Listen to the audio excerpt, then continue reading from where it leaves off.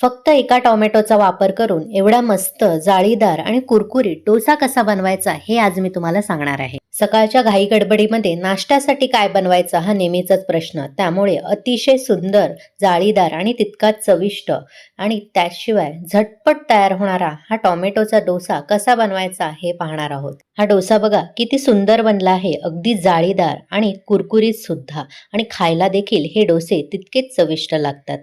विशेष म्हणजे हे डोसे झटपट देखील होतात. कच्चा टोमॅटो तुम्हाला खायला आवडत नसेल किंवा लहान मुलं कंटाळा करत असतील टोमॅटो खायला, तर असे डोसे बनवून तुम्ही त्यांना टिफिनमध्ये सुद्धा देऊ शकता किंवा नाश्त्यामध्ये सुद्धा बनवू शकता. अगदी काहीच नाही तर जेवणासोबत सुद्धा हे डोसे तुम्ही खाऊ शकता. अगदी परिपूर्ण असा टोमॅटोचा डोसा मी तुम्हाला दाखवणार आहे.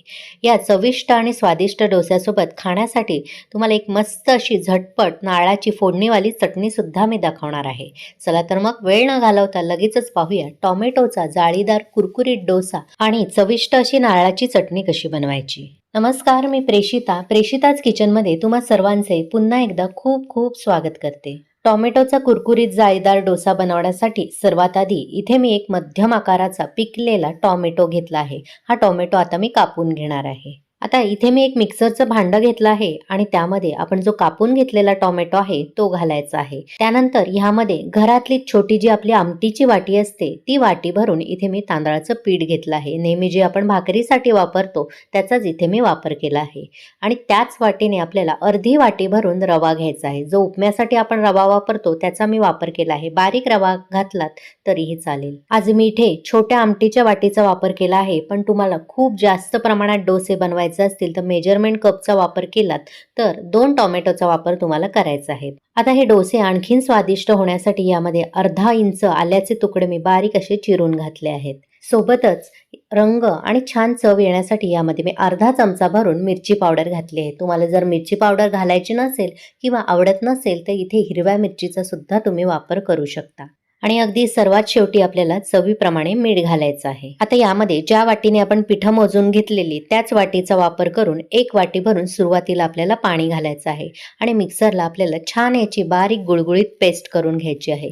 जर थोडंसं मिश्रण मिक्सरला फिरवताना घट्ट वाटत असेल तर आणखी 1 वाटी भरून पाणी घालू शकता. आता मिक्सरला फिरवून घेतलेलं हे मिश्रण एका बाउलमध्ये मी काढून घेणार आहे. हे मिश्रण थोडंसं मिक्सरला वाटताना घट्टसर होतं, त्यामुळे आणखीन एका वाटीत पाण्याचा मी वापर केलेला, म्हणजे एकूण 2 वाटी पाण्याचा वापर हे मिश्रण वाटण्यासाठी मी केला आहे. आता हे मिश्रण आपण एका पळीने चेक करूया. आपण नेहमी जसे घावणे बनवतो अगदी तसं पातळसर आपल्याला हे मिश्रण हवं आहे, म्हणजे छान आपल्या डोस्याला जाळी सुटेल आणि छान पातळ असे कुरकुरीत डोसे तयार होतील. त्यामुळे मिक्सरच्या भांड्यामध्ये आणखी 1 वाटी पाणी घातलं आहे आणि ह्यामध्ये ते मिसळून मी घालणार आहे. आता पुन्हा एकदा आपल्याला हे चेक करायचं आहे मिश्रण व्यवस्थित पातळसर झालं की नाही. तरी सुद्धा मला हे थोडंसं घट्ट वाटत आहे, त्यामुळे आणखीन 1 वाटी पाणी यामध्ये मी घालणार आहे. म्हणजे आपण एकूण इथे 4 वाटी पाण्याचा वापर केला आहे. आता मिश्रणाची कन्सिस्टन्सी तुम्ही बघू शकता, अगदी पातळसर झाली आहे. इथे मी पळीला तुम्हाला मागच्या बाजूने सुद्धा दाखवते. हे बघा पातळ लेयर आली आहे. मधून असा बोट फिरवून बघायचा. जरी लेयर पातळ असली तरी एकमेकांमध्ये हे पीठ मिसळत नाही, अशी आपल्याला कन्सिस्टन्सी पाहिजे आहे. म्हणजे छान जाळीदार आणि पातळ आपले डोसे तयार होतात. आता हे पीठ आपण 2-3 मिनिटासाठी बाजूला झाकून ठेवूया. तोपर्यंत आपण चटणीची तयारी करूया. नारळाची चटणी बनवण्यासाठी एका मिक्सरमध्ये 1 वाटी भरून मी ओल्या नारळाचे पातळ असे काप करून घेतले आहेत ते घालणार आहे. खोवलेला ओला नारळ घेतलात तरीही चालेल. आता यामध्ये 3 ते 4 छोट्या लसणाच्या पाकळ्या घालणार आहे आणि अगदी अर्धा इंच आल्याचे तुकडे घालायचे आहेत. त्यानंतर 2 हिरव्या मिरच्या ह्यामध्ये मी तोडून घालणार आहे. हिरव्या मिरचीचं प्रमाण तुमच्या आवडीनुसार तुम्ही कमी अधिक करू शकता. आता ही चटणी आणखीन स्वादिष्ट होण्यासाठी आणि छान घट्टपणा येण्यासाठी यामध्ये 2 चमचे भरून मी भाजकी चणा डाळ घालणार आहे. आणि सर्वात शेवटी आपल्याला चवीप्रमाणे मीठ घालायचं आहे. तुम्हाला किती चटणी घट्ट पातळ हवी आहे त्यानुसार गरजेनुसार पाणी घालायचं आहे आणि छान अशी मिक्सरला बारीक चटणी वाटून घ्यायची आहे. वाटलेली चटणी एका बाउलमध्ये मी काढून घेणार आहे. अशी सुद्धा चटणी तुम्ही डोस्यासोबत खाऊ शकता, पण आणखीन स्वादिष्ट चटणी होण्यासाठी यावर आपण एक फोडणी देऊया. त्यासाठी कढल्यामध्ये 1 चमचा कडकडीत तेल मी गरम करून घेतला आहे आणि ह्यामध्ये अर्धा चमचा भरून उडदाची डाळ घालणार आहे. उडदाची डाळ आपल्याला सोनेरी होईपर्यंत परतवून घ्यायची आहे. त्यानंतर ह्यामध्ये अर्धा चमचा भरून मोहरी घालणार आहे आणि मोहरी आपल्याला छान तडतडू द्यायची आहे. मोहरी तडतडली की थोडीशी कढीपत्त्याची पानं घालायची, एक सुकी लाल मिरची तोडून घालायची आणि अगदी छोटा पाव चमचा भरून आपल्याला हिंग घालायचं आहे. छान अशी फोडणी आपल्याला परतवून घ्यायची आहे आणि लगेचच ही फोडणी या चटणीवर ओतायची आहे. इथे आपली झटपट आणि मस्त अशी चविष्ट फोडणीवाली नारळाची चटणी सुद्धा तयार आहे. अशी झटपट तयार होणारी नारळाची फोडणीवाली चटणी तुम्ही इडली, डोसे कशासोबतही खाऊ शकता. आता आपण झाकून ठेवलेलं डोस्याचं मिश्रण बघूया. छान असा रवा सुद्धा यामध्ये फुलून आला असेल.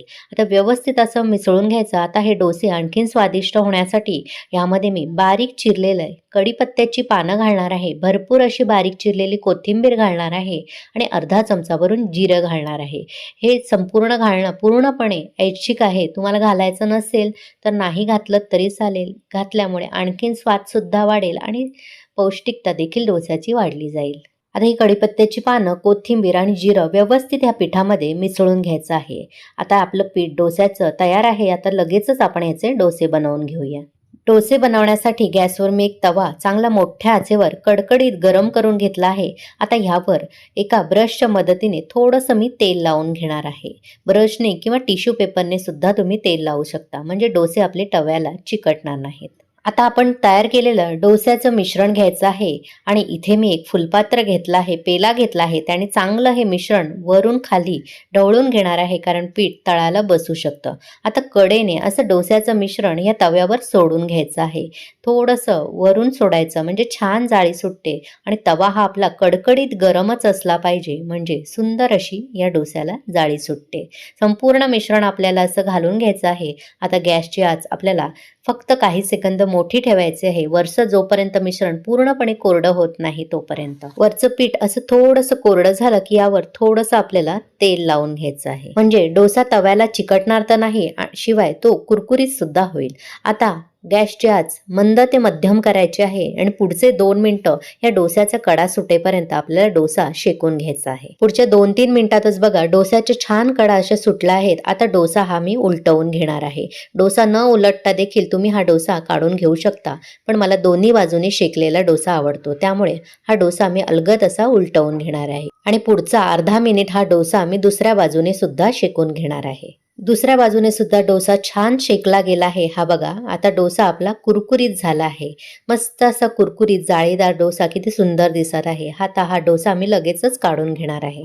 आता तुम्हाला आणखीन एक डोसा मी बनवून दाखवते. तवा चांगला मोठ्या आचेवर कडकडीत गरम करून घ्यायचा. त्याला थोडंसं ब्रशच्या मदतीने असं तेल लावून घ्यायचं आणि डोस्याचं मिश्रण चांगलं असं वरून खालपर्यंत ढवळून घ्यायचं, म्हणजे पीठ तळाला लागणार नाही.